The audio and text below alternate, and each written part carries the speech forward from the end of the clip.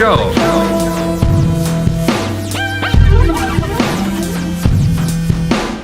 Some say that karma is a bitch. Some say that karma is a bitch. To the big show. Okay, so last week I had to travel to San Jose on business. I called about 3 hotels. They didn't have anything. Apparently there was a Macworld convention going on or something, but I did To the call a big show. hotel that had a room for me. I didn't know at the time it was a haunted hotel.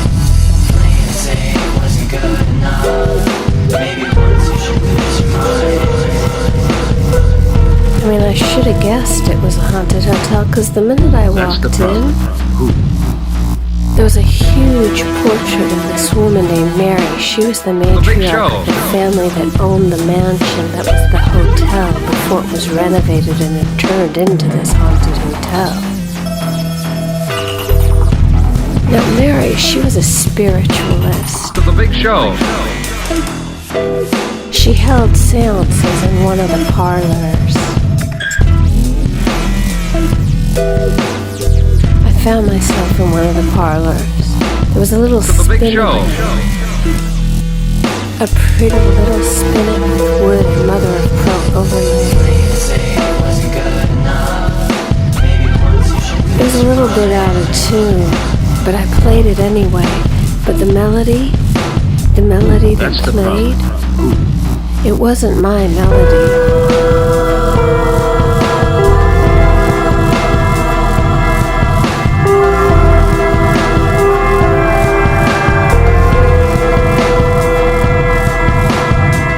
That's the problem. Peter, he works at the hotel. He told me that one night he big was show. working up on the 3rd floor. Now, nobody stays up on the 3rd floor. They don't, have rooms for guests on the 3rd floor, but they have stuff up on the 3rd floor, offices and whatnot up on the 3rd floor. To the big show. And at 10 o'clock at night, when he was there all by himself up on the 3rd floor, because the offices and stuff are closed at 10 o'clock at night, the lights went out because the lights automatically go out on the 3rd floor at 10 o'clock To the at big night show. to save energy. So Peter was up there on the 3rd floor working by himself at 10 o'clock at night. The lights go out. He's by himself, and all of a sudden on the other side of the door he hears some knocking. That's the problem. That's what Peter told me. The big show.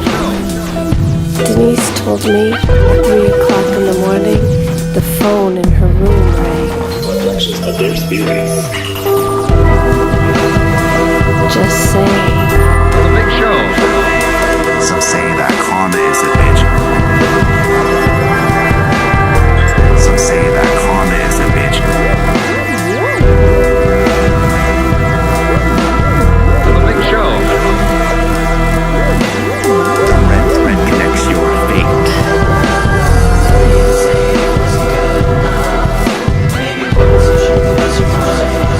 Karma has many visions, a day full of decisions. That's the problem. The big show.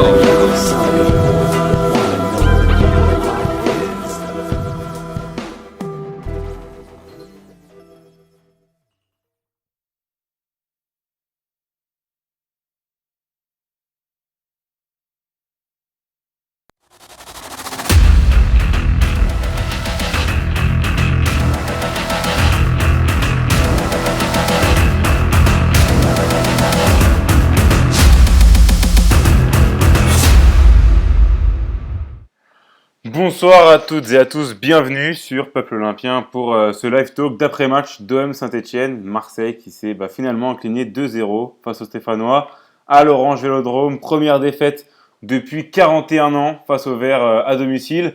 Ce soir je suis avec Alan, je suis avec Dodi, je suis avec Tom et je suis avec Akian qui s'occupera aussi de faire le modérateur sur le chat pour faire cet après-match et on va commencer par leur demander comme d'habitude leurs sentiments à chaud.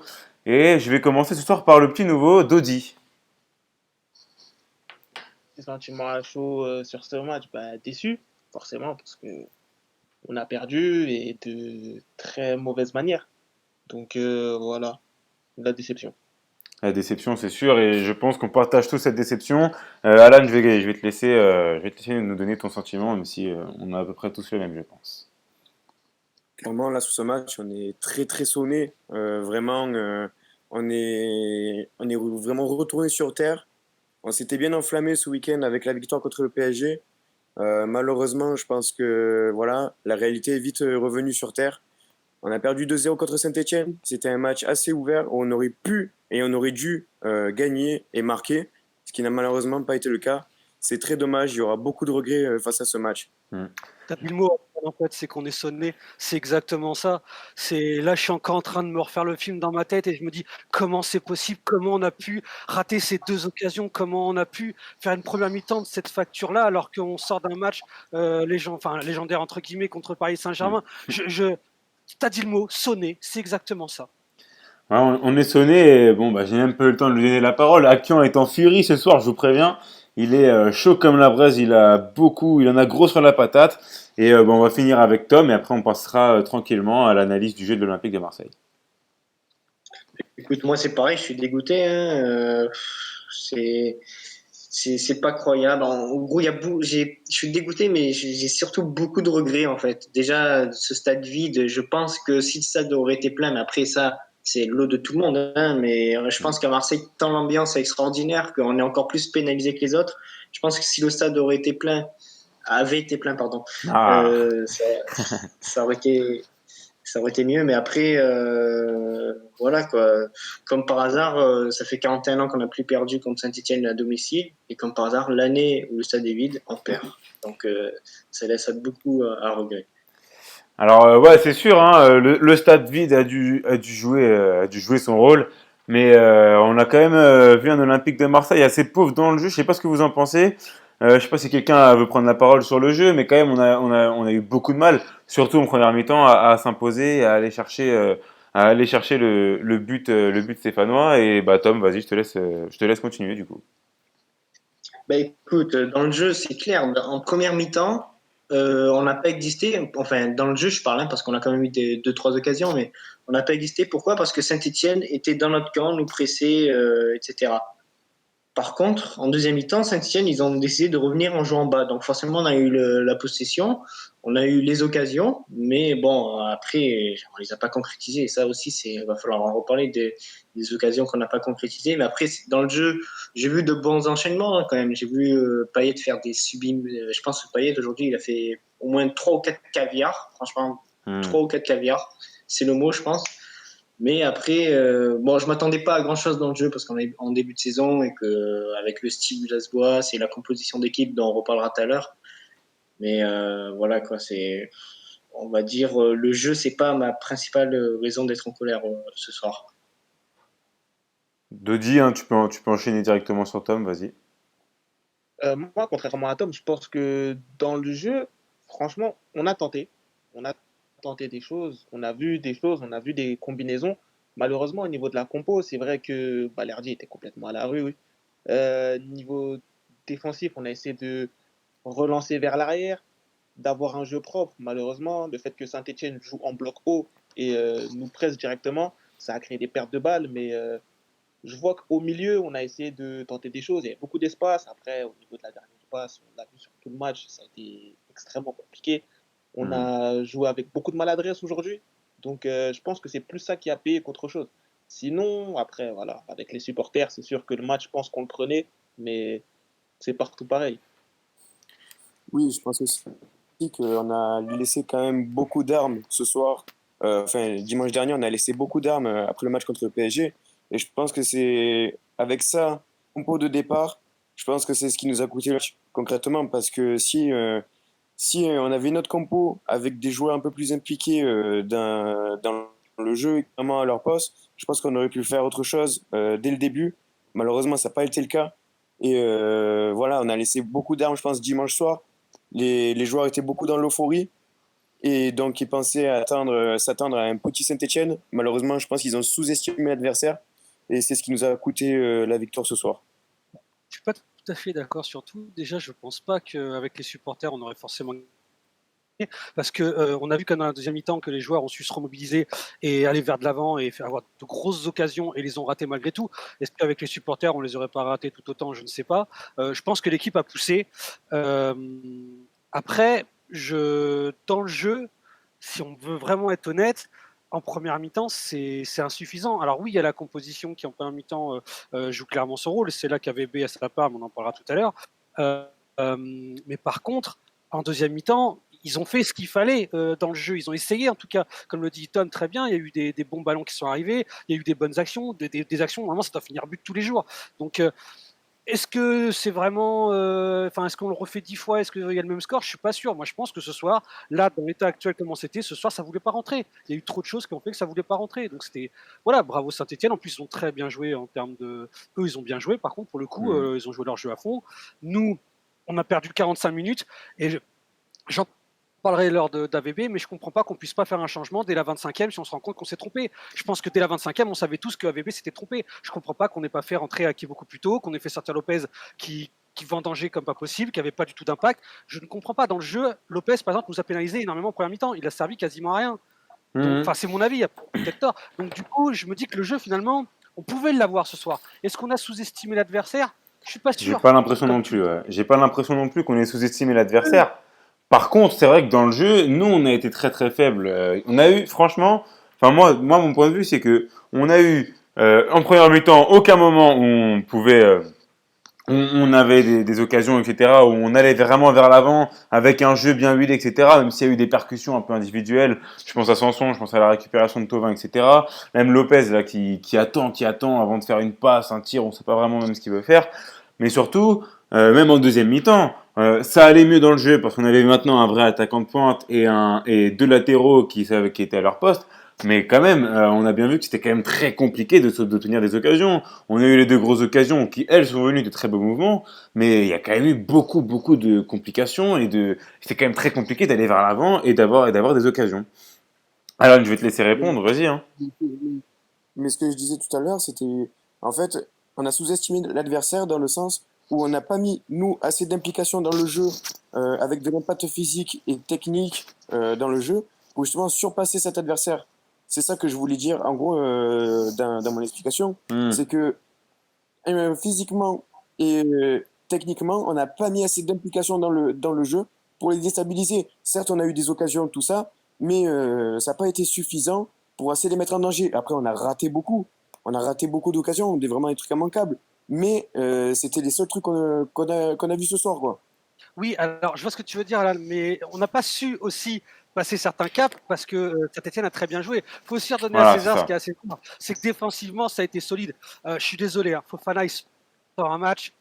Et c'est pas le seul, hein, le petit Non, jeune ouais. qui est rentré. Le mec joue son suite à la premier match blessure, de Ligue ils 1, ont là. vraiment. Le latéral droit stéphanois qui Voilà, joue ils son jouent premier match de Ligue 1. après, il n'y a pas de pression, il n'y a pas de pression, pas de supporters, il est au Vélodrome, c'est vide. Je pense qu'avec les supporters, là, par contre, pour le coup, il se serait peut-être un peu cagué dessus. Là, ce soir, il est rentré tranquille, comme dans des petits souliers. Par contre, voilà, pour moi, il ne faut pas non plus minimiser ce qu'a fait Saint-Etienne, parce que, on pourra le dire, hein, et vous observerez ça tout au long de la saison, mais ils ont quand même un très bon coach.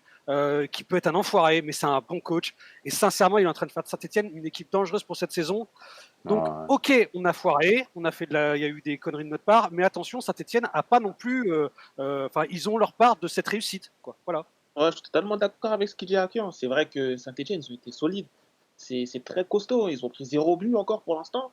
JC Moulin, il a fait un match incroyable. Sur les centres, le mec lit le jeu comme pas possible. C'est-à-dire qu'il a réussi à capter tous les ballons qui étaient en l'air ou qui arrivaient dans la surface. Pourtant, on a essayé de mettre des bons ballons avec Payet et tout. Mais Saint-Etienne, franchement, ça a été bon. Que ce soit Fofana, comme l'a dit Akian, le milieu défensif de formation qui passe Ouais, arrière-gauche et en qui plus. sort un match incroyable. T'as Bouanga qui à chaque fois plongé derrière le dos de Alvaro et Kaletacha. Et en même temps, on a Nordin qui a fait une rentrée incroyable. D'ailleurs, le double contact sur Kaletacha, il l'a mis à la rue directement. C'est très très grave. Donc, ouais, ils ont fait un très bon match. Franchement, les Stéphanois, ils ont fait un très très bon match. Ouais, on les a sentis, dans le jeu justement, on les a sentis supérieurs, avec une tactique peut-être un peu mieux huilée que celle de Marseille. En tout cas sur ce match, hein, je parle pas sur l'ensemble d'une saison, etc. Mais sur ce match, on les a sentis plus présents dans le jeu, plus présents physiquement et plus présents mentalement. Marseille a dû laisser, comme l'a dit Alan tout à l'heure, beaucoup de plumes ce dimanche. justement, ça me permet facilement de faire la transition vers l'attitude des joueurs marseillais. Que j'ai trouvé, pour le coup, je les ai pas trouvés en dedans dans l'attitude, mais plus dans la manière de la mettre en place. C'est-à-dire qu'ils étaient tellement en difficulté tactique et technique que finalement finalement l'attitude n'était pas au mieux. Et comme le dit Kill Bill 38 dans le chat, on a l'impression que les joueurs étaient cramés. Et c'est peut-être aussi c'est peut-être aussi à cause du match de dimanche, comme le disait Alan tout à l'heure, que les joueurs étaient cramés. Et vas-y, Akian. Ok, je peux bien croire que certains étaient fatigués, ça s'est vu, il n'y a pas de problème, je le conçois. Mais enfin, on les a eu les occasions pour reprendre en deuxième mi-temps. L'attitude, on a vu qu'ils allaient vers l'avant, qu'ils avaient faim de revenir au score. Je pense que ce qu'on a foiré, c'est les 45 premières minutes. Dans un match, je vais reprendre un peu ce que disait notre cher Garcia, mais quand tu rates les 45 premières minutes, déjà, tu as perdu la moitié de ton temps. Donc bon, concrètement, j'en veux à VB. Maintenant, on a le droit à 5 changements. Je comprends pas que tu te dises, bon, allez, je me suis trompé, je change un joueur, je fais un coup tactique vite fait pour pas subir 45 minutes. On n'a pas à subir 45 minutes, tu peux perdre 20-25 minutes de jeu, il n'y a pas de problème, ça peut arriver de t'être planté. Mais merde, tu te rattrapes, t'attends pas la 45e pour te rattraper. Moi, je pense que c'est là où ça a vraiment foiré. Parce que franchement, pour moi, en deuxième mi-temps, ils ont montré de l'envie. Après, ils étaient fatigués parce que ils ont vu, en plus de ça, mentalement, je pense que ça leur a mis un coup. Hein. La barre, plus l'occasion, la double occasion ratée, donc si je dis pas de conneries, c'est Sanson et Thauvin. Ouais. Franchement, sur ces deux coups-là, on a senti tout de suite que ça avait mis un grand coup derrière la nuque des Olympiens. Bref, moi, c'est mon avis. En tout cas. Après, pour te répondre rapidement sur Villas-Boas et pas de changer avant la 30e minute, faut aussi comprendre que Villas-Boas, ils gèrent pas un groupe pour un match. On a perdu celui-là. Si on gagne dimanche, la défaite de cette semaine elle sera oubliée. Villas-Boas, lui, il gère un groupe entier pour toute une saison. Si tu sors Lopez à la 25e minute, tu perds ton joueur très vite. Déjà que on compte pas énormément sur Maxime Lopez cette saison. Déjà de base, je sais même pas comment il peut être titulaire, etc. Bon, ça, on en parlera peut-être après. Mais c'est quand même un joueur qui est de base fait pour jouer au milieu de terrain. Et devant lui, il y a Strootman, il y a Pape Gay, Sanson, Rongier et Camara. Donc c'est quand même le mec, c'est le 6e joueur au milieu. Si en plus de ça, quand il joue mal pendant 25 minutes, tu le sors alors qu'il est titulaire, tu perds ton joueur. Alan, je vais te laisser continuer, mais c'était juste pour répondre ça sur Villas-Boas. Pour revenir vite fait sur le fait qu'on avait l'impression que les joueurs étaient cramés, je pense pas qu'ils étaient cramés physiquement, même s'il y en a certains que peut-être ils avaient laissé beaucoup de plumes le dimanche, mais je pense que surtout, j'ai ressenti moi de l'agacement chez les joueurs, notamment chez Thauvin, qui on voyait vraiment très peiné, très assez énervé sur chaque action où il ratait quelque chose ou que son coéquipier ratait quelque chose. Je pense que c'était surtout vraiment de l'agacement et ça s'est ressenti sur le terrain, ce qui fait que certains joueurs ont baissé les bras. Je pense notamment à Payet qui a été assez nonchalant quand même dans cette rencontre, même si il a été très bon, hein, il a fait du Payet, quoi. Il a fait de superbes passes, tout ça dans le jeu, mais il a été nonchalant, quoi. Il faisait pas de retour défensif, il faisait pas d'appel en profondeur, il attendait juste le ballon dans les pieds, quoi. Et c'est ça qui m'a un peu énervé sur ce match, c'est que les joueurs avaient un sentiment d'agacement et ça se voyait directement. Et ça fait qu'ils avaient plus envie de jouer ensemble. Ouais, c'est vrai que c'était difficile au niveau de l'attitude pour les joueurs. Tu le sentais en première mi-temps, tu en avais qui étaient crispés. Après, ça se cristallise sur Thauvin parce que on a eu un gros sur lui où tu le vois qu'il a une attitude agacée. Il va parler avec André Villas-Boas parce qu'il sent que son équipe est en difficulté. Ils essaient de trouver des solutions. Après, en deuxième mi-temps, c'est vrai qu'ils ont poussé. Ils ont une attitude plus positive, on va dire. Mais ça a été bien difficile pour eux. Ça a été difficile. Ouais, je suis assez d'accord avec toi. Pour parler de Dimitri Payet, bon, on va faire de l'individuel là très bientôt avec les tops et les flops. D'ailleurs, donnez-nous en commentaire les joueurs que vous avez appréciés côté marseillais et pas appréciés aussi côté marseillais pour les tops et les flops qu'on va faire tout de suite. Par contre, pour Dimitri Payet, j'ai l'impression que au-delà du fait qu'il était peut-être moins impliqué que par exemple dans un match contre le PSG, physiquement, je le trouve quand même en dessous. Je le trouve assez lent dans ses démarrages. Je le trouve, j'aime pas trop quand on parle du poids d'un joueur, etc. Mais je le trouve quand même assez en surpoids. Et je trouve ça assez dommage qu'il soit pas prêt physiquement encore une fois pour une saison et que même si techniquement il est toujours très haut niveau, je trouve ça quand même bien dommage qu'il soit pas prêt physiquement. Tom, je te laisse continuer. Ouais, bon, c'est vrai que clairement, il a encore repris du poids, mais après, c'est du Dimitri Payet. Après, moi, j'en voudrais à Dimitri Payet si, en plus de son poids, il aurait servi à rien dans le jeu. Mais là, on a clairement vu que dans le jeu, ça passait par 3 joueurs. Sanson, avant qu'il sorte, Thauvin et Payet. Et pas, il n'y en avait pas d'autres. Hein. Payet, tous les ballons qu'il a eu, il en a pratiquement perdu aucun. Et à chaque fois, c'était toujours des caviars. Pied droit, pied gauche, il a tout fait. Mais après, c'est vrai que c'est à lui de faire la différence, c'est sûr. Il n'a pas fait de ce soir. Bon, c'est comme ça.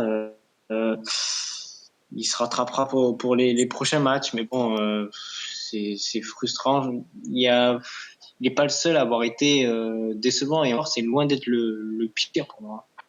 Le problème, c'est qu'on se repose sur Payet, en fait, dans le jeu, et ça se voit. C'est lui qui délivre les meilleures passes, c'est lui qui ouvre le jeu à chaque fois. Et je j'arrive pas à prendre cette excuse de il est trop gros, machin. C'est pas qu'il est gros. Pour moi, c'est surtout qu'il devient vieux quand même, hein, Payet. Il a dépassé la trentaine. Les gars, déjà de base, c'était pas un feu follet, Payet. Certes, il est technique, tout ça, mais c'était pas un Kylian Mbappé qui t'allait faire 50 mètres en sprint pour te dépasser le défenseur. Non, clairement. Et aujourd'hui, ça se ressent, quoi, qu'il commence à vieillir, qu'il a plus les jambes d'avant. Certes, il a toujours cette qualité de passe, cette qualité de balle, tout ça, mais il n'a plus demandé de faire un sprint sur 50 mètres en espérant dépasser le défenseur, quoi. C'est surtout ça le problème. Non, après moi, je te recommande juste de regarder des photos de Dimitri Payet. Il y a 2 ans et demi, pendant l'Euro, voilà, non, c'est il y a 4 ans quand même l'Euro, mais bon. Je te conseille juste de regarder une photo d'il y a 4 ans de Payet et tu vas très vite te rendre compte de la différence et même dans son style de jeu. Il y a un commentaire de Psycho OM13. Thauvin en avait marre d'être dans l'axe aussi. Il ne peut pas jouer comme il le veut. Qu'est-ce que vous en pensez? C'est vrai que Thauvin dans l'axe, c'est quand même pas un poste dans lequel on aime le voir, et surtout on a bien l'impression que, comme le dit Psycho M, il aime pas être à ce poste-là. Vas-y Tom. Ouais, sur Thauvin, oui, bon, il a un peu joué dans l'axe. Bon, après, je sais pas, j'étais pas dans sa tête pour savoir si ça l'a frustré ou pas. Mais après, comme j'ai dit, le jeu dépendait aussi trop de Thauvin. Mais en même temps, aussi, c'est normal quand on a un joueur comme ça. Thauvin, la plupart du temps, quand il avait le ballon, il avait 2, 3 joueurs qui lui sautaient dessus à chaque fois. Donc, c'était très compliqué pour lui d'exister ce soir. Voilà. Mais après, je suis quand même confiant pour Thauvin. Il bien en forme, mais bon, après ce soir, j'en veux quand même pour son action ratée là. Il est impliqué sur chacune de nos actions la plupart du temps, mais je l'en veux quand même sur l'action ratée, sur la frappe. Totalement ratée aussi de Morgan Sanson. Bon, on peut me dire qu'il était surpris et tout, mais bon, là, il était quand même à 2 mètres du but. Le ballon, il passe vraiment dessus, quoi. Et c'est pas comme si le ballon, il passe doucement, pratiquement sur lui, et il n'a pas eu le réflexe. Et c'est là que un grand attaquant de très très très haut niveau, il aurait mis. Non, mais voilà, après, c'est clair que Thauvin, dans l'axe, c'est pas possible. Et on le voit tout de suite. C'est pas un joueur polyvalent qui va pouvoir utiliser plusieurs postes. Thauvin, c'est vraiment un joueur sur le côté. Et si tu l'utilises dans l'axe, il a pas le physique, il a pas la carrure pour jouer dans l'axe. Après, c'est sûr, on va me dire ça, mais il y a Ake qui est attaquant de pointe. Mais Ake, c'est un autre style de jeu. Il sait comment se jouer des défenseurs, tout ça. Alors que Thauvin, c'est un joueur de côté qui prend la profondeur. Il n'est pas habitué à être enfermé par deux défenseurs centraux comme ça et essayer de se battre dos au cage pour récupérer le ballon, quoi. C'est ça qu'on a vu sur le terrain ce soir. Ouais, justement, c'est bien d'avoir fait un peu d'individualisme là avec Payet et Thauvin, parce qu'on va justement passer au top. En tout cas, si vous en avez. Moi, je vais commencer par les miens. Moi, ça va aller très vite. J'ai pas vraiment de top pour ce match. C'était quand même très compliqué de trouver individuellement des joueurs qui ont fait la différence. J'ai beaucoup aimé, pour le coup, bon, vous allez me dire que je suis pas objectif parce que je l'aime beaucoup, l'entrée de Marley Ake. Mais à part ça, j'ai eu pas mal de mal avec l'ensemble des joueurs. Alan, vas-y, je te laisse nous donner tes tops. Pour moi, les deux tops.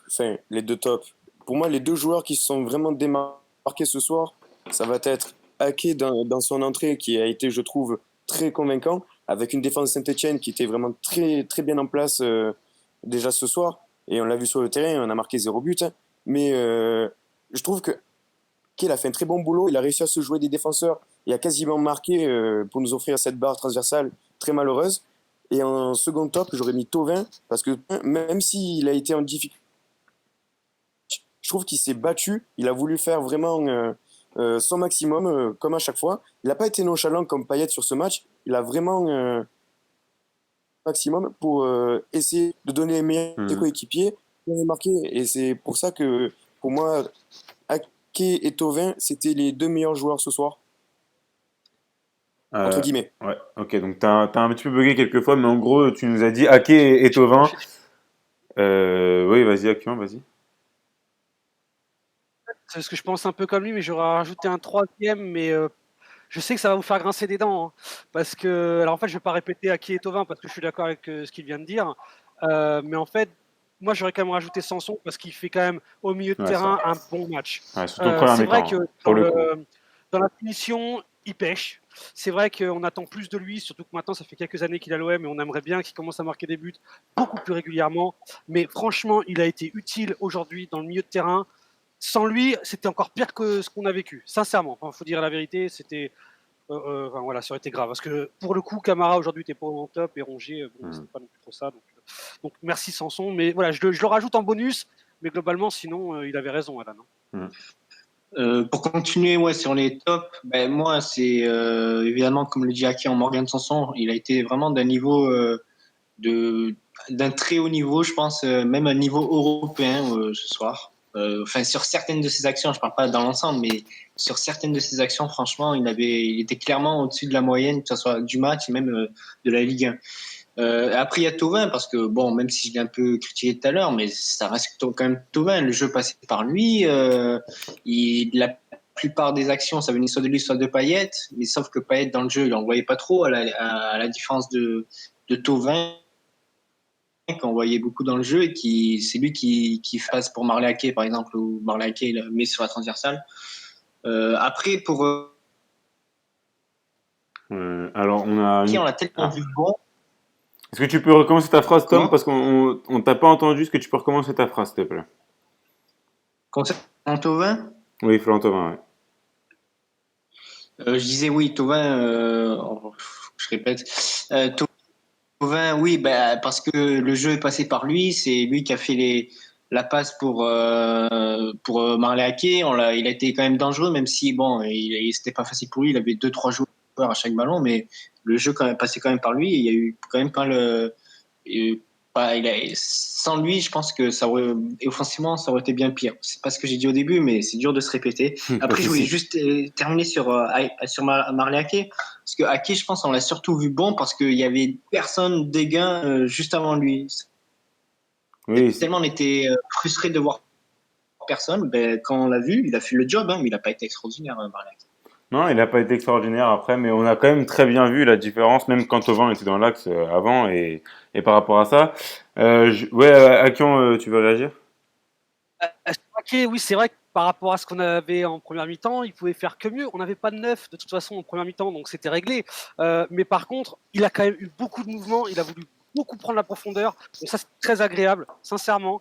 Et en plus de ça, il se crée une occasion qui, bon, il fait le mauvais choix, un peu comme Thauvin à un moment donné, enfin sur son action tout seul. Il fait le mauvais choix de pied, donc du coup, bon, ça finit sur la transversale. Mais sincèrement, pendant l'espace de 1/10 de seconde, moi j'ai crié ouais. Tu vois, j'ai cru qu'il y était le but. Donc, d'un côté, lui, au moins, ce soir, peut-être l'un des rares, il m'a fait une émotion, tu vois. Peut-être négative à la fin, mais au moins, lui, il m'en a filé une, tu vois. C'est sûr, et bah, de dire, respecte-toi, hein. Vas-y, donne-nous tes tops dans ce match, si t'en as. Franchement, je pense qu'après, on a à peu près tous vu le même match, hein, parce que le nom de Sanson, il n'est pas non plus ridicule dans les tops. La première mi-temps, ça a été le meilleur Marseillais pour moi.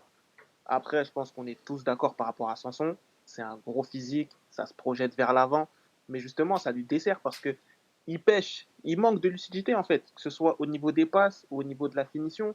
C'est compliqué pour lui et on attend vraiment qu'il passe un cap cette saison au niveau de la finition et justement dans son application, dans les dernières passes, dans les 30 derniers mètres. C'est vrai qu'il a une belle frappe de loin, mais on, on a besoin d'attendre plus de Sanson. Ensuite, Marley Ake, je suis d'accord avec vous, qu'il a fait une bonne entrée. Maintenant, le problème, c'est que, voilà, comme l'avait dit, on n'a pas de numéro 9, il n'y a personne. Donc, on ne peut pas avoir mieux. Maintenant, il a tenté, il a essayé de faire quelques appels en profondeur. Sur les 45 dernières minutes où il a pu être présent, ça a été pas mal, mais je pense que sur tout un match, c'est quand même pas assez.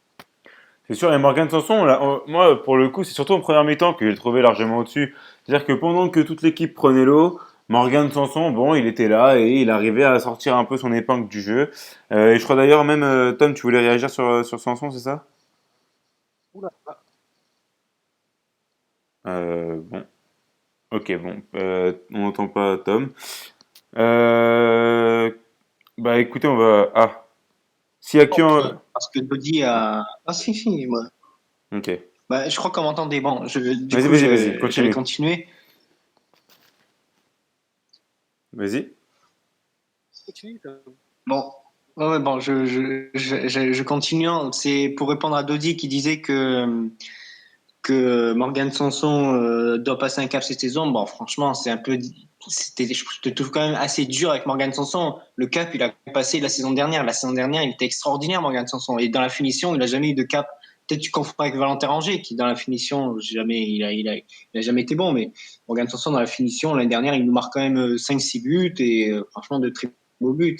Après, c'est vrai, là, aujourd'hui, il rate complètement sa frappe. J'avais envie de l'insulter au moment où il rate sa frappe. Mais après, bon, c'est un accident parmi d'autres, ça arrive. Mais non, Morgan Sanson, franchement, il a été très bon aujourd'hui et ça peut même être un danger pour le mercato. Hein. Il y a des petits clubs là qui avaient peut-être des doutes sur lui, qui vont peut-être être sûrs d'eux pour faire un chèque à Pablo Longoria. C'est vrai, Tom, je suis d'accord avec toi. Hein. Franchement, je suis d'accord avec toi. Mais j'en attends plus de lui. Franchement, j'en attends vraiment plus de lui, dans le sens où c'est quelqu'un qui a quasiment allez, 4-5 occasions par match parce qu'il a une grosse présence physique.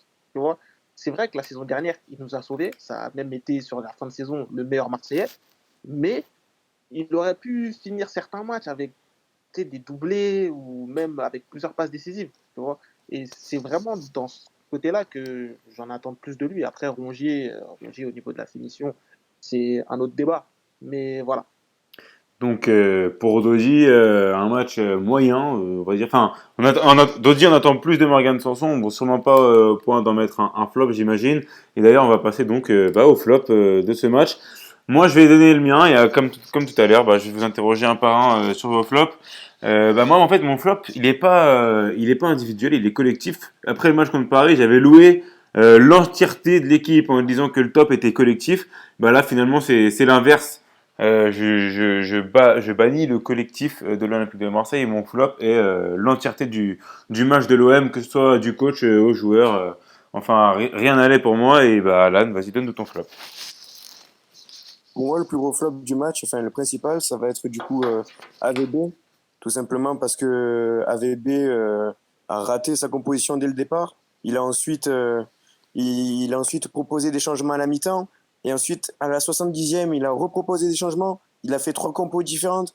C'est compliqué pour les joueurs de suivre, même s'il a essayé justement de garder la possession de balle en deuxième mi-temps et de continuer à pousser vers l'avant avec justement passer en 4-4-2, passer d'un 4-4-3, d'un 4-3-3 avec Balerdi arrière gauche, Lopez devant, puis après on rechange, on fait finalement Sakai à gauche, Sarr à droite, puis on met Ake devant, et on rechange encore et on met Germain en 4-4-2, on sort Morgan Sanson. Enfin bref, franchement, sur le terrain, ça devait être un massacre de se repérer et d'être appliqué techniquement et tactiquement. Parce que franchement, des entraîneurs qui changent 3 fois la composition comme ça arrive pas souvent. Et quand ça arrive, pour moi, c'est pas bénéfique du tout pour l'équipe.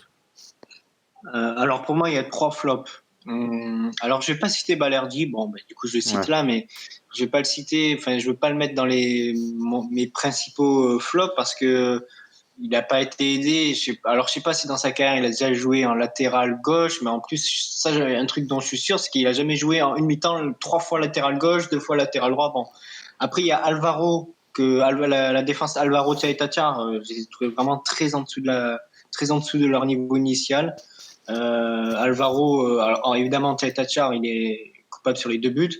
Alvaro, je l'ai trouvé très en retard. Je pense, son affaire avec Neymar, ça l'a beaucoup touché. Et je pense qu'il n'était pas dans les meilleures conditions pour démarrer ce match. Et après, enfin, il y a Maxime Lopez. Mais là, il n'y a rien contre Maxime Lopez. Après, c'est très compliqué, quoi. On met pas une Renault Twingo sur un circuit de Formule 1. Au niveau des flops, bon, on va pas enterrer Lopez parce que voilà, il dépanne. Clairement, il dépanne. Donc pour moi, je ne mettrais pas dans mes flops.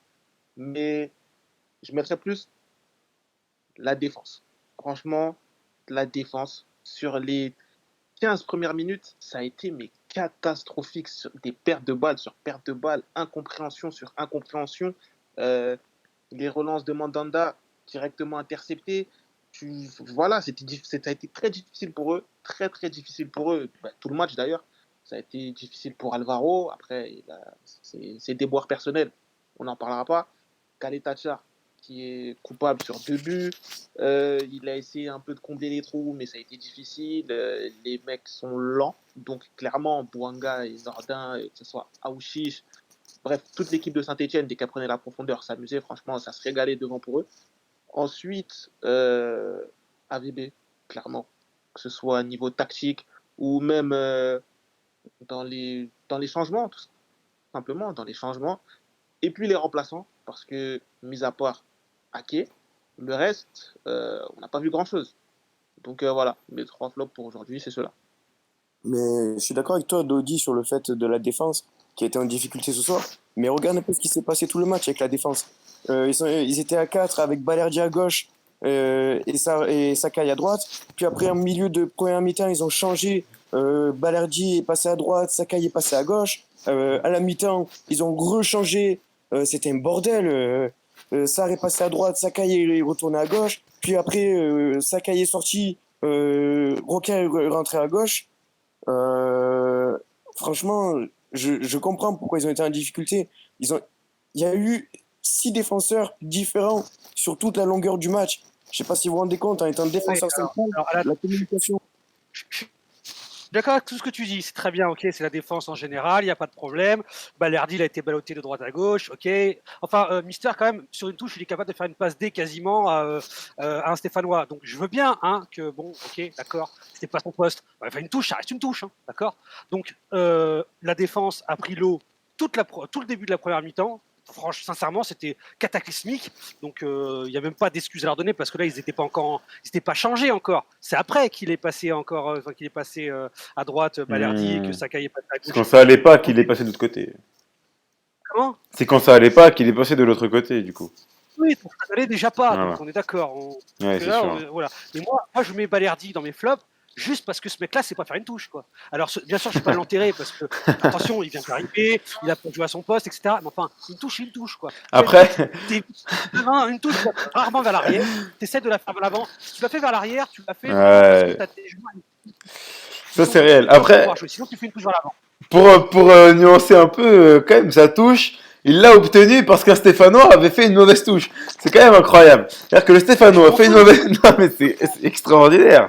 C'est-à-dire que les deux n'ont pas réussi leur touche d'affilée. Eux, ils ont pris 3 points. Ouais, bah, c'est sûr, c'est sûr.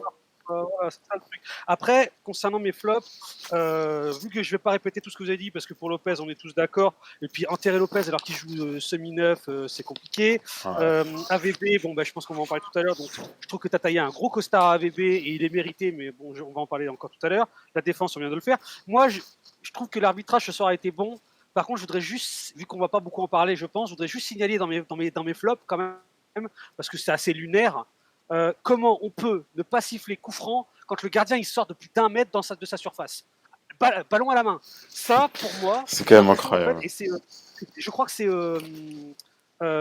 Eufo qui a dit qu'en fait, c'était pas les mêmes règles quand l'OM jouait sur le terrain. Ben, je crois que c'est ça. En fait, les arbitres, dès que c'est l'OM, c'est plus du tout le même règlement. En fait, je crois qu'il y a un règlement 2.0, mauvaise foi, au niveau de l'arbitrage français quand c'est l'OM en face. Pas possible, je vois pas autrement. C'est vrai que c'était difficile pour l'arbitre aussi d'être de dos à Kian, de voir l'action qui se passe derrière lui. Après, il est pas tout seul, Mais oui, l'arbitre, c'est hein. vrai Excuse-moi, je te que coupe, dans le mais camion, ouais, ils c'est sont pas 4 grave. arbitres sur le terrain, quand même, hein. C'est vrai qu'après, tu as les mecs dans le camion, tu as l'arbitre assistant. C'est c'est frustrant au niveau de l'arbitrage, des fois, quand c'est l'OM qui joue. Mais ça fait partie du jeu et c'est des trucs, malheureusement, qu'il faut qu'on accepte. Après, pour revenir sur ce que disait, je sais plus si c'est Tom ou Alan qui venait de me dire ça, justement, par rapport à la défense en général. Je suis totalement d'accord. mais on aurait pu mettre n'importe qui dans cette défense-là sur le match d'aujourd'hui, ça allait être difficile. Franchement, ça allait être difficile. Tellement, euh, déjà, si ton axe central est à la rue, c'est difficile aussi pour les latéraux de faire un bon match. Écoute, comment dire? Attendez, j'ai oublié ce que j'allais dire. Sinon, c'est pas grave, hein. On peut directement passer à Villas-Boas, hein, si t'es pas. Ouais, franchement, on peut passer à AVB, hein, parce que dans tous les cas, ça résulte aussi de la tactique. Donc, on peut y passer. Ah, sur Villas-Boas, j'ai pas oublié ce que j'allais dire par contre. Et bah, voilà, Déjà, c'est parfait. C'est parfait. On passe directement à Villas-Boas et ben on a pas mal de choses à dire, je pense, ce soir, même si ça a déjà commencé le procès d'AVB ce soir. Bon, moi je pense personnellement qu'il ne faut pas enterrer AVB tout de suite, parce qu'il nous a fait un coup magnifique dimanche. Aujourd'hui, ça n'allait pas. C'est pas souvent qu'il nous fait des mauvais coups comme celui-là, mais alors celui-là ce soir, il est quand même incroyable. C'est-à-dire que lui-même a dit que le match de Lopez en pointe ne l'avait pas convaincu, mais il a quand même pris le temps de le remettre titulaire, alors que ça n'allait pas. Il a tenté aussi le coup Balerdi, alors qu'il avait tenté Kawi pendant toute la préparation, et qu'il a Rokia sur le banc, qui même s'il ne compte pas sur lui, est un latéral de métier. Il y a pas mal de choses à dire. Akian, je vois que Akian a beaucoup à dire, fais-toi plaisir. On va te dire non, parce que finalement, tu viens de dire un truc intéressant, c'est que lui-même, il avoue après Paris que Lopez, ça lui plaît pas, il le refait, donc je comprends pas, comme toi, donc déjà, bon point. Moi, ce que je n'accepte pas, parce que je vais pas enterrer AVP alors que je viens de l'encenser il y a 3 jours, ok, on est supporter marseillais, mais quand même. Mais par contre, voilà, je comprends pas. Il se trompe, il le voit, tout de suite, il le sent. Parce que déjà, en plein match, il change Balerdi de côté parce qu'il se rend compte que ça va pas le faire. Il sait qu'il va prendre le bouillon, donc il se dit, oh là là, stop, on arrête les conneries, et il met Sakai à la place, et il met Balerdi à droite. Mais déjà, il sait que c'était pas bon. Mais merde. Alors, tant pis, c'est pas grave. Tu fais un aveu d'échec. Tu as le droit à 5 changements cette année. Écoute, fais-toi plaisir. Tu en sors un. Soit tu sors Lopez, soit tu sors Abelardi, mais tu en sors un des deux et tu mets soit Sarr, soit. Tant pis, tu te joues le coup. Donc je ne comprends pas pourquoi il a été frileux à ce niveau-là. Parce qu'on a le droit de se tromper, on a le droit de faire un mauvais coaching d'emblée, ça arrive à tout le monde. Les meilleurs coachs, je suppose que ça peut leur arriver. Et là, je ne comprends pas qu'AVB se soit pas dit, bon allez, ok, c'est arrivé, stop, on arrête, je change tout de suite, je vais nous laisser un peu plus de temps pour essayer de revenir. On perd un 0, merde, il faut revenir. Et en fait, on n'est pas revenu en première mi-temps, et pour moi, je lui donne totalement la faute de si on n'est pas revenu en première mi-temps. Je suis sûr qu'avec un changement tactique, des consignes rapides pendant le changement, parce que c'est quand même 30 secondes, voire 40 secondes un changement, tu donnes tes consignes vite fait. Donc c'est du temps où tu peux discuter avec tes joueurs. Et le joueur qui rentre, déjà, il a des consignes aussi. Et moi, je pense que ça aurait pu ramener un petit 1-1 à la mi-temps. Et c'est pour ça que je lui en veux à AVB. Parce que le costard que lui a taillé tout à l'heure Alan, il est totalement mérité. Mais totalement. Mais moi, je rajoute ça parce que je pense qu'on a le droit de se tromper et qu'à un moment donné, il faut se dire, allez, on peut le faire et on change un joueur. Je suis clairement d'accord avec toi. Il s'est clairement trompé sur ce match. On peut malheureusement pas lui jeter la pierre.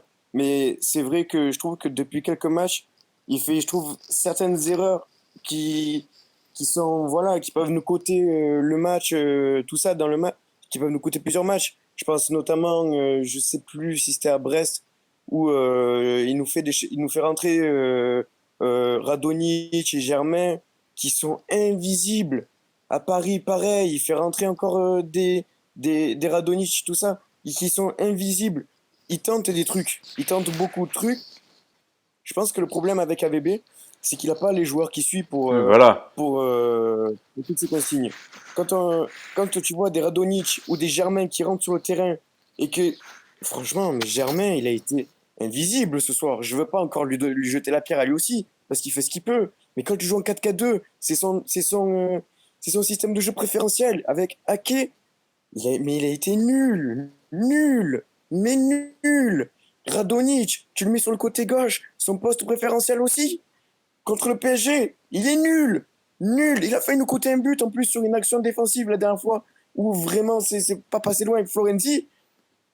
Mais c'est pas AVB le problème pour moi, même s'il tente beaucoup de trucs, c'est ça le truc. Il tente beaucoup, mais il a pas les joueurs qui vont avec en fait. Pour continuer le débat, en fait, Villas-Boas, on sait tous, c'est un très grand tacticien, un très grand entraîneur, il n'y a pas de souci là-dessus, mais par contre, il a un très fort caractère et je pense que c'est ça qui nous a joué des tours ce soir. parce que il sait qu'il y a Marley Ake, il sait que Marley Ake c'est pas un joueur extraordinaire, mais il pourra toujours dépanner. Il a prouvé en seconde mi-temps. Mais je pense qu'il veut tellement montrer aux dirigeants, à son directeur sportif, qu'il veut un attaquant et qu'il n'y a pas d'autre solution pour eux que d'en acheter un, qui préfère faire des choix forts en montrant, regardez, moi j'ai pas de solution en attaque, regardez, je suis au point de mettre Maxime Lopez en attaque, etc. Je pense que c'est que ça, parce que si tactiquement il s'est dit, bah, avec Maxime Lopez ça va marcher, alors, je comprends pas. À la limite qu'ils mettent Morgan Sanson, parce que Morgan Sanson, Rongier, ils sont, on va dire, un poil plus grands que Lopez. Mais Lopez, il y a rien qui va, que ce soit taille, jeu, il y a rien qui va dans le choix de le mettre en attaquant. Et même si, évidemment, qu'il reste pas toujours en position d'attaquant, qui va au milieu, etc. Mais même il y a rien de logique dans ce choix. Et je pense que là, il s'en est rendu compte ce soir. Ouais, après, c'est vrai que bon, voilà, qu'il y a eu tout ça qui a été mauvais pour l'Olympique de Marseille aujourd'hui. Et j'ai une question à vous poser. Justement, tu as parlé de Radonjic, Alan, il me semble, en disant voilà, qu'il a été très mauvais sur ses deux dernières rentrées. Mais moi, la question que j'ai envie de vous poser, c'est est-ce que justement aujourd'hui, c'était pas le match pour faire rentrer Radonjic? C'est-à-dire que l'OM manque de profondeur, manque d'occasion, manque de vitesse, et c'était peut-être le moment de faire rentrer Radonjic. Voilà, Dodi, dis-moi par exemple ce que t'en penses. Je pense pas. Ouais, Franchement, je pense ouais, pas. alors moi je pense, moi par contre, parce que en fait, je comprends pas d'ailleurs, en fait, on peut le tenter en pointe. Adonis, c'est un joueur qui peut jouer en pointe dans la profondeur. Et enfin, peut-être pas au début. Au début, je l'aurais pas fait. Bizarre quand même. Quand tu vois que Saint-Etienne est en train de te dominer et que finalement tu t'es aussi un peu acculé, c'est un joueur que tu peux faire jouer pour la profondeur. Est-ce qu'il n'aurait pas été aussi rapide que Fofana? Je ne sais pas. C'est un truc que tu aurais pu tenter. Ouais, mais c'est difficile pour AVB de faire rentrer un mec qui était invisible sur 2 matchs. Tu le fais rentrer 2 fois, le mec a été invisible sur 2 matchs, il t'apporte rien et il a failli te coûter un but contre le PSG. Donc, Voilà, je pense que voilà, c'est assez difficile pour AVB aussi de le faire rentrer directement dans le match comme ça. Mais ouais, pour revenir sur Adonis, moi je veux plus entendre parler de ce mec. Je comprends pas pourquoi on se coltine encore ce type. L'année dernière, il n'y avait pas Thauvin et ça se ressentait. Il avait aucunement le même niveau que Thauvin. Je suis désolé. Certes, il nous délivre une superbe frappe contre je sais Brest, plus qui, contre Brest, Brest, je crois, ouais. l'année dernière. Ouais, Justement, il y a contre un Brest, petit l'année état dernière. de grâce, mais ça n'a pas duré longtemps. Ouais, ça n'a pas duré longtemps et ça a jamais duré longtemps. C'est ça le problème. C'est que c'est trop un joueur moyen. Il a eu tellement de cartouches l'année dernière. Il est trop gâché. Et là encore, ces 2 premiers matchs, c'est incroyable de voir un tel joueur sur le terrain. Pour moi, c'est un Clinton NG 2.0. Tout simplement, avec encore moins de cerveau. Ben après, t'as raison. On va dire que Radonic, en gros, l'idéal pour lui, c'est toujours le lancer en profondeur. Mais pour le lancer en profondeur, il faut qu'il y ait des espaces, il faut que la défense adverse soit haute. En l'occurrence, ce soir, Saint-Etienne, en deuxième mi-temps, hein, je parle, ils étaient très, très bas. Et au final, le Radonic, il n'aurait pas servi à grand-chose, mis à part sur 2, 3 exceptions. Mais et Bah, encore, j'ai pas souvenir d'avoir eu de la profondeur disponible ce soir. Donc Radonic, bon après, après, c'est aussi un il nous aurait pas provocateur, hein. desservi, hein. Il nous aurait pas desservi. Mais dans son vrai style de jeu, la profondeur, il n'aurait servi à rien. Mais après, techniquement, il aurait peut-être été capable de nous faire. Comme il est un peu fou, ce gars, il est un peu fada, comme on dit. Tant il aurait fait une action de dingue, et tant il aurait fait de la merde aussi, comme il a l'habitude de faire. Bah, du coup, il y a Lilian 1899 qui nous dit que là, ce soir, dans ce genre de situation, Radonjic n'est pas mauvais quand il entre en général. Je suis assez d'accord avec ce qu'il dit parce que en fait, il nous permet aussi de percuter parce que c'est un attaquant qui est très dribbleur, très provocateur et dans ce genre de match, il peut dynamiter. Après, évidemment, il faut que ses dribbles soient utiles et intéressants. Pas comme ceux qu'il nous a fait contre Brest où il s'empale complètement sur le défenseur ou alors quand il sort en 6 mètres. Il a quand même le style, en tout cas, il a le style de jeu pour enflammer ses matchs et pour nous permettre peut-être de revenir. Après, entre le dire et le faire, il y a de gros écarts, surtout quand c'est Radonjic. Si personne ne veut plus réagir sur Radonjic et AVB, ben on va tranquillement passer Alan, vas-y, je te laisse réagir rapidement et après on passera directement au prochain match de dimanche. Radonjic, il a 2 gestes techniques. Courir en sortie de but ou faire sa talonnade, la comme il fait Ronaldo à chaque fois sur le côté, pour rentrer sur son pied gauche. Mais c'est tout. Ce qu'il sait faire, ce joueur, c'est courir et faire son truc talonnade entre les jambes pour se mettre en position de frappe. Il fait à chaque fois la même chose. Tous les trucs qu'il a tenté en entrant sur le terrain, c'était tout le temps la même chose. Les défenseurs, je comprends pas à quel moment ils le fauchent pas, quoi. À aucun moment il s'est fait mettre en danger. Et en même temps, bon, après, je veux dire, je comprends les défenseurs, hein. Le mec, il court tout droit. Je pense que même moi, si je suis contre lui, je le laisse courir, hein. Je le laisse courir jusqu'à la sortie de but, et puis je gagne le 6 mètres. Parce que franchement, mais qu'est-ce qu'il est débile, ce joueur. Il est débile, je suis désolé. À part faire des photos Instagram où il pose dans le jet, excusez-moi. Mais techniquement, il sert à rien. C'est dur. Ouais, il est sévère, hein, il est sévère. La comparaison avec NJ, enfin ok, non, pas loin, mais pourquoi pas. Moi, je pense qu'il est plus technique que NJ, mais bon, c'est mon avis. Par contre, je pense qu'à un moment donné, il va falloir qu'il y ait quelqu'un qui lui mette du plomb dans le crâne et qu'il le réveille et qui lui dit, sinon c'est simple, hein, tu vas jouer en tribune et à un moment donné, ta fin de ton contrat va s'arrêter et tu tireras jouer en Détroit autrichienne, quoi, tu vois. Si tu choisis, soit tu as envie de jouer joueur pro et tu m'écoutes, soit sinon, bah écoute, mais c'est même pas les tribunes en fait, c'est que tu vas racheter chez toi, ok, on va te payer, mais ça servira à rien. Parce qu'en fait, ce joueur-là, il peut, s'il le veut, être décisif quand il rentre. Donc c'est-à-dire que c'est un joueur, alors ce qu'on appelle le super sub, ou je sais pas quoi, là, un peu. Voilà, c'est ça. J'aime pas trop ce terme-là, mais c'est vrai que lui, il l'a fait comme ça. Donc il faudrait qu'il apprenne à être bon dès le début d'un match, ça serait une bonne chose. Mais au pire, s'il est bon que quand il rentre, et ben alors à ce moment-là, on l'utilise, surtout que là ce soir on avait besoin de ça, d'un mec qui percute, qui a essayé de récupérer des coups francs, qui récupère donc qui prennent un peu l'espace derrière le dos du défenseur, même si c'était très compliqué parce que la défense stéphanoise était très dense et c'était pas simple. Mais alors est-ce que c'était lui le meilleur choix? Je ne sais pas. Mais en tout cas, pour moi, dès le début du match, dans tous les cas, mais vraiment dans tous les cas, AVB contre Paris, il pouvait mettre son Lopez en faux neuf, je m'en fous. Là, ce soir, contre Saint-Etienne, il n'avait pas le droit, c'était interdit de faire ce qu'il a fait. Il avait trop de choix possibles à côté. Germain, Ake, Radonjic éventuellement au centre, ou alors tu mets un Payet en neuf et tu mets Radonjic à gauche. Il y avait moyen de faire tellement d'autres choses que ça. Pour moi, il a perdu 45 minutes à VB et il doit tirer les leçons. On ne peut pas lui dire, ok, dimanche, merci coach, bravo. Et en fait, quand ça va pas, lui dire, bon, bah, c'est pas grave, on va rien dire. Non, ce soir, on va dire que AVB s'est grave planté. Donc, il faut qu'il en tire les conclusions. Alors AVB s'est planté et on a été tous très difficiles avec un joueur qui n'a pas joué aujourd'hui. Je me rappelle que Radonjic a joué 0 minutes aujourd'hui et que bon, il y a eu quand même pas mal un petit acharnement sur Radonjic. Bref, on passe à la suite et à la dernière rubrique, déjà la dernière rubrique de ce live. C'est le prochain match de l'Olympique de Marseille qui reçoit une nouvelle fois au Vélodrome, dans un Vélodrome vide, enfin quasiment vide avec 1000 personnes, dimanche soir, le LOSC de Christophe Galtier, qui est auteur d'un beau début de saison avec 7 points, là, qui est deuxième ex-aequo avec le Stade Rennais. Qu'est-ce qu'on peut attendre de ce match, Alan, par exemple? Pour moi, c'est un match à prendre comme le PSG. Dans la mentalité, je parle avant tout. Il faut vraiment qu'on soit concentré à 100% et qu'on arrive à mettre de l'impact physique pour les faire douter. Parce que clairement, Lille va de Saint-Etienne ce soir et va se dire « Mais on a énormément de quoi jouer. » Pour peu qu'il y ait en plus Seliadji qui joue sur le terrain, je veux les enfoncer, ces Lillois. Pour ce dimanche, il faut qu'on gagne absolument ces 3 points. Il faut qu'on soit absolument confiant à domicile. On arrive à faire des bons coups à l'extérieur, mais à domicile, on reste encore fébrile. Et c'est pour ça que je veux que dimanche, on reste concentré et vraiment appliqué tactiquement et qu'on les enfonce. C'est vraiment le truc qu'il faut ce dimanche.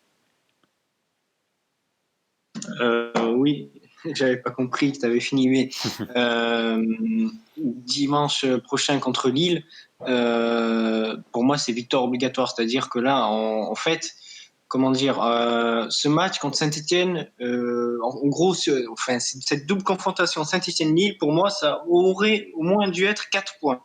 Malheureusement, on n'a pas pris un point ce soir, donc pour moi, c'est victoire obligatoire pour essayer de rattraper un peu les dégâts, parce que on peut pas se permettre, en plus de cette défaite, de faire une deuxième défaite et en plus de faire une deuxième défaite d'affilée au Vélodrome, même s'il est vide. On a la chance de jouer 3 matchs d'affilée au Vélodrome parce qu'après on jouera Metz en plus. Donc on peut pas se permettre. Donc c'est victoire obligatoire. On n'a pas à avoir peur de Lille. Ils font pas un début de saison extraordinaire. Bon, dans le résultat, ils font un bon début de saison, mais dans le jeu, c'est franchement, on n'a pas à les craindre. On a juste à craindre leurs individualités, mais après, voilà, pour moi, c'est victoire obligatoire. On a réussi l'année dernière à les battre 2 fois d'affilée. Alors pourquoi pas cette année? Alors, moi, je vais pas juger Lille parce que je les ai pas vus jouer encore cette saison. C'est l'une des rares équipes que j'ai pas encore eu l'occasion d'observer. Mais en tout cas, pour l'instant, ils ont joué 3 fois, ils ont 7 points, 2 victoires à nul, ils sont invaincus, ils ont pris un seul but. Bon, pour l'instant, ça se passe plutôt pas trop mal de leur côté. Même si je les ai pas vus, les stats en tout cas parlent en leur faveur, contrairement à nous. On vient d'en prendre 2 à domicile contre un Saint-Etienne certes très fort. Mais en fait, pour moi, si on doit absolument gagner, comme tu le dis, que c'est une victoire obligatoire, c'est surtout parce que si jamais on perd, nous on est à 6 points, et si jamais on perd, c'est-à-dire qu'ils seront à 10 points, et donc on aura déjà 4 points de retard sur Lille. Là, c'est l'occasion déjà de revenir, de recoller un peu avec la tête, je pense avec le trio de tête à partir de ce week-end, donc c'est très important d'être dans les 3-4 premiers pour ce week-end. Donc il faut absolument gagner, rien que pour ça. C'est même pas parce que je veux pas 2 défaites d'affilée ou quoi, non, c'est que dès le départ, je veux pas me faire trop écarté du peloton de tête. Ce qui est d'ailleurs dommageable pour ce soir. On avait la possibilité de mettre Paris quand même vraiment à 6 points. Et Paris Lyon à à 6 5 points, aussi. tu sais que... Comment? Lyon à 5 Et aussi. Lyon, Lyon à 5 points, ça aurait pu. on sait qu'à la fin de la saison, ça va jouer sur ce genre de choses. Il n'y aura pas 15 points d'écart à la fin de la saison, je pense pas. Pas cette année. En tout cas, pas cette année avec dans un contexte particulier, etc. C'est pour ça que ce soir, on a vraiment raté un coche très important et que la victoire de Paris, finalement, ils l'ont tous dit en plus. C'était que 3 points. Oui, bah ce soir aussi, c'était 3 points. Fallait les prendre. Donc en fait, je suis un peu déçu pour ça parce que le match de Lille, c'est aussi 3 points et il faudra les prendre pour ça. C'est vrai que le match de Lille, il est assez important parce que on vient de perdre ce soir déjà. Donc il nous faut absolument une victoire à domicile. C'est juste ça en fait. Il nous faut une victoire à domicile, qu'on prenne de la confiance à domicile comme on en a à l'extérieur parce que généralement, on réussit plus nos matchs à l'extérieur qu'à domicile. Donc il nous faut cette victoire, il nous faut ces 3 points-là et au niveau comptable, ça nous mettrait bien, ça marquerait un bon début de saison, parce qu'on se le dit, on fait quand même un bon début de saison malgré la défaite d'aujourd'hui. Donc c'est vrai que c'est pas négligeable, et à la fin du championnat, c'est des points qui peuvent compter, notamment avec, entre guillemets, les méformes du PSG et de Lyon, qui sont nos concurrents directs, et en plus on joue contre Lille, match important, et qui est aussi un concurrent. C'est sûr, il faut battre Lille dimanche absolument pour déjà les dépasser au classement, parce qu'une victoire, on le rappelle, nous ferait prendre 2 points d'avance sur le LOSC. Lille, à qui tu disais que tu les avais pas vus jouer, contre Metz, ils ont eu chaud quand même, hein. Ils ont gagné 15-0, ils ont marqué à la dernière minute. Voilà, ils étaient quand même proches d'une déconvenue, on va dire, à domicile avec ce match nul qui se profilait et qui s'est finalement pas profilé au vu de l'ouverture du score à la dernière minute. Mais il y a quelque chose à faire contre ce LOSC, il y a quand même quelque chose à faire contre ce LOSC. Il faut avoir la même mentalité que dimanche dernier au Parc des Princes, mais aussi que l'année dernière dans les gros matchs, ce qui nous avait permis de l'emporter contre tous nos concurrents directs. Vas-y, Akian, réagis. Je suis d'accord avec ce que tu dis. Ok, ils ont peut-être fait un match contre Metz où ça s'est joué borderline, etc. Sauf qu'on sait très bien, toutes les équipes contre l'OM ne jouent pas pareil que contre Metz ou Brest. Hein. Évidemment. Donc, voilà. Donc, je m'en fous en fait de ce qu'ils font contre Lorient, Brest, Reims, Metz, tout ça, Dijon. J'en ai rien à secouer. Je leur manque pas de respect. C'est juste la vérité. Quand ils vont voir l'OM sur le tableau d'affichage, la seule chose qu'ils vont avoir envie de faire, c'est de nous bouffer. Donc à nous d'avoir encore plus faim que ces dogs là. Faut avoir beaucoup plus faim qu'eux là. Enfin, le but là, tu vois tout à l'heure il y avait 2 occasions, mais normalement dans la tête d'Ayé ça devait être au fond des filets, on devait avoir le regard de la rage, on devait avoir envie de le mettre au fond. Et ben non, on l'a pas mis au fond parce qu'on a tergiversé, on a hésité, on a fait je sais pas quoi. Et ben non, dimanche là il va falloir les défoncer. Faut les déglinguer. J'ai vraiment j'ai eu peur de ce que tu allais dire hein, sur les Lillois. Bon, au final, j'étais très bien rattrapé et t'as dit finalement le vrai surnom des Lillois, les Dogs, c'est parfait, on est bon. Si Les Lillois, ils ont rien demandé, ils ont failli se faire. C'est ça. Ils nous ont même pas encore battus que Action est déjà énervé. Ouais, j'espère qu'ils ne nous battront pas, hein, évidemment. On se doit de gagner au Vélodrome dimanche. Si personne ne veut réagir, eh ben, on va pouvoir clôturer tranquillement ce live. Merci à tous de nous avoir écoutés. Bon, évidemment, on aurait préféré ce live avec une victoire plutôt qu'une défaite. En tout cas, merci à tous d'avoir été avec nous. Je vous rappelle que notre seule source de revenus pour l'instant, c'est vous. Sur YouTube, sur notre chaîne YouTube ou sur notre page YouTube, vous pouvez nous faire des dons mensuels et des dons simples pour nous permettre de progresser et d'avancer comme on le souhaiterait. Merci à tous de nous avoir écoutés, c'était très sympa. Merci à nos chroniqueurs et à bientôt. Ciao, ciao. Oh, l'OM